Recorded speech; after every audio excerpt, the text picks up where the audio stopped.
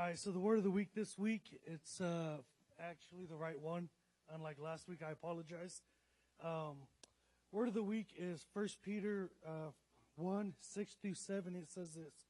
I'm reading out of the NLT version, so your version might be a little different. It says, "So be truly glad. There is wonderful joy ahead. Even though you must endure many trials for a little while, these trials will show that your faith is genuine. It is being tested as fire tests and purifies gold. Though your faith is far more precious than mere gold, so when your faith remains strong through many trials, it will bring you much praise and glory and honor on the day Jesus Christ is revealed to the whole world." And so when I read this, at the very beginning it says, "So be truly glad." Some of you guys' translations will say rejoice. And so my immediate question is, why would I rejoice in something that causes me pain? Or something that I'm suffering with. Why am I going to rejoice in that? Right? That's the last thing I want to do. And whenever I think of that, like, why would somebody rejoice in something that causes them pain? I look back at my life at stuff that's caused me pain. And Coach Albert in the back can vouch for this. I used to be an athlete. And it was fun being an athlete, but the worst part was conditioning. And let me tell you, we did this fun activity. It's called run until the coach gets tired. Right? But here's the catch. The coach isn't running with us. They're just watching. So, yeah, it takes a little bit for the coach to get tired. And as I'm running, I'm thinking, man, this sucks. I don't want to do this.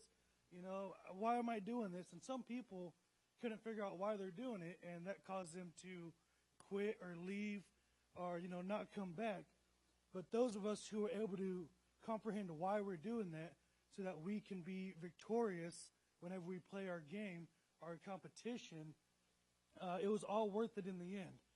Now, in my career, I haven't won that many football games. But when we did, it was worth it, right? And I totally forgot about all the pain I went through and all the suffering to get to that moment. And so I look at this scripture, and I think, okay, so what is it that I'm rejoicing in? And earlier in the passage it says, it talks about that because of God's great mercy for us, we're able to be born again. And because of that, we have an inheritance in heaven that is far greater than anything that we can face here on earth. Any of the pain we go through here on earth, we need to remember what is waiting ahead at the end of the road. And that's the inheritance that God has laid out for us. And the good thing about that inheritance is it's eternal. It's going to last forever. It's good, it's perfect, and it doesn't stop. It is forever.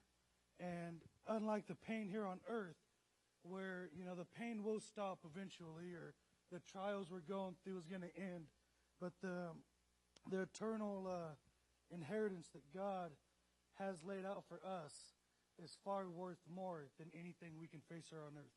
Thank you, guys.